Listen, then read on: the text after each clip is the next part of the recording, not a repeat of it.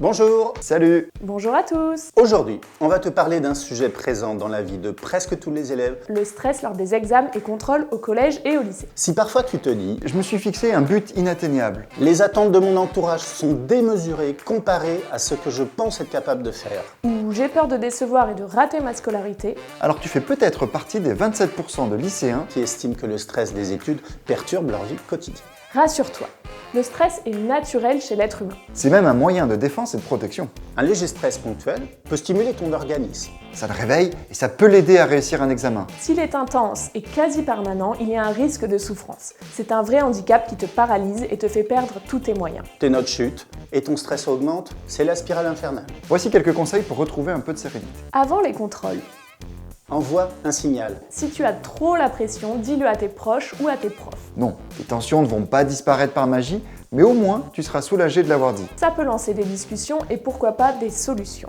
La préparation.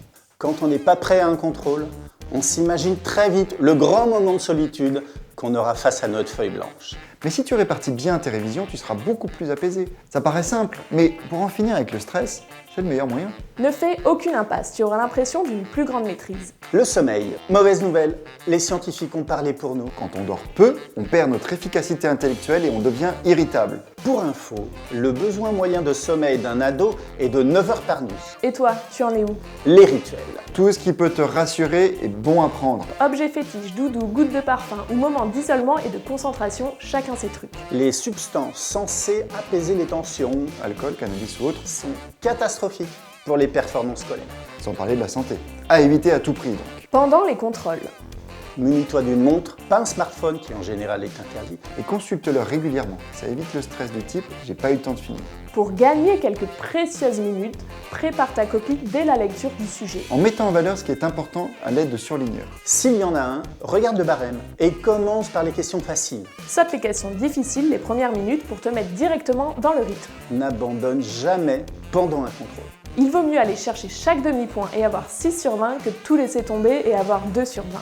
Si tu te sens tendu ou que tu as mal au ventre, accorde-toi quelques secondes pour te relaxer. Laisse tes bras le long du corps, discrètement. Fais 5 grandes inspirations et expirations très lentes. Très efficace pour calmer le stress. Pour les examens assez longs, tu peux même prendre une pause pour grignoter un peu.